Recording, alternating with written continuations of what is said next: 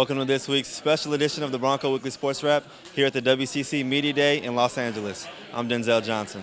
And I'm Nici Gilday. We're doing lots of interviews today. We have a few with the men's and women's basketball coaches. Check them out.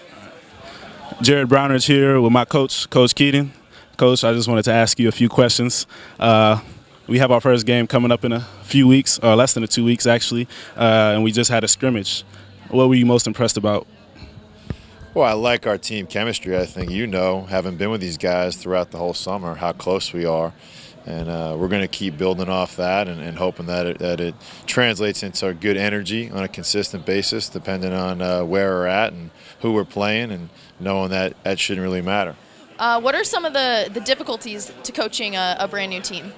Well, people keep asking me how the team's doing, and I keep saying, like you just said, you feel like a freshman. It's truly like having 15 freshmen on your team. So everything you do is brand new. On the flip side, the great thing about that is that everybody gets a fresh start, and so everyone, has an opportunity to be whatever player they want to be. And that is a rare thing in college. You don't get that very often, but I think that's really a great experience for us. It was great to see the conference teams together, and we are looking forward to a fun and competitive season. Volleyball split its games this weekend. They started off with a win on the road at St. Mary's 3-1. This is the first time that senior class has beat the Gaels in their 4 years as a Bronco. Then they traveled down to Pacific on Saturday and had a tough match where they fell 3-0. The Broncos are 16-7 and 6-4 in the WCC. EyeBronco reporter Mary Shepard sat down with teammate Chloe Sliger to talk about the weekend. Hey Broncos, this is Mary Shepard, and I'm here with senior setter Chloe Sliger. Chloe, you really stepped up your game on Thursday night during our match against St. Mary's. Tell us a little bit about that game. Our team faced a little bit of adversity, had to switch up our starting lineup due to some injury this week. My role changed. I tried to step up, perform to the best of my ability, but obviously we won. We beat St. Mary's in 4.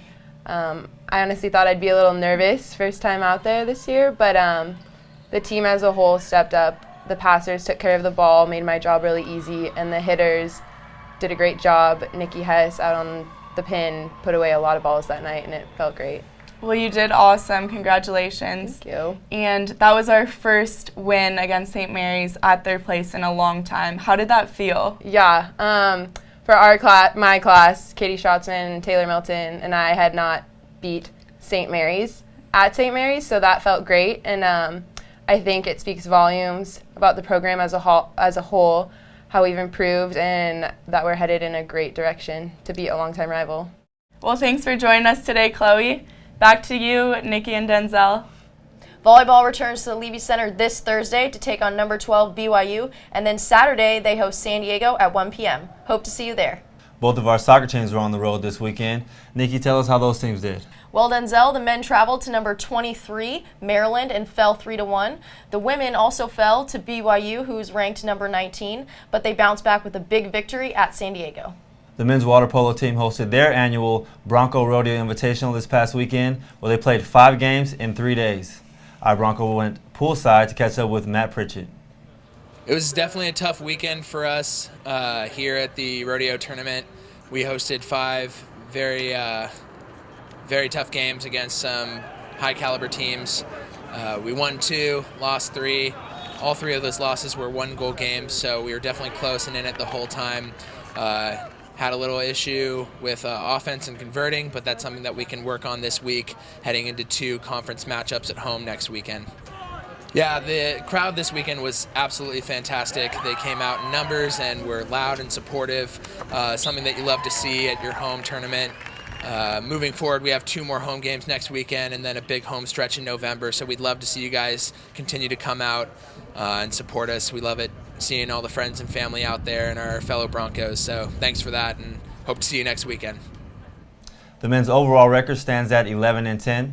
They take on conference opponent LMU on Friday, then UC San Diego on Saturday. Come out to the Sullivan Aquatic Center and support the team. Men's rowing was at the head of the American at Lake Natoma this past Saturday. The freshman boat shined in their debut, earning first place honors in their regatta. The men's varsity boat finished 6th out of 19 teams. Women's golf was in action this weekend at the Firestone Grill Invitational. The team started in third place on Sunday, but they battled back and had a strong final round and clinched the title 4 strokes ahead of Northern Arizona. This win concludes the fall season for women's golf. That's right, Denzel. The men's golf team wrap up their season this weekend in Stockton at the SCVB Pacific Invitational. Good luck to the team. Softball is in the middle of their fall schedule. EyeBronco reporter Madison Dutra got all the details from senior Brianna Rios earlier today. What's up, Broncos? This is Madison Dutra here with Bree Rios on the softball team.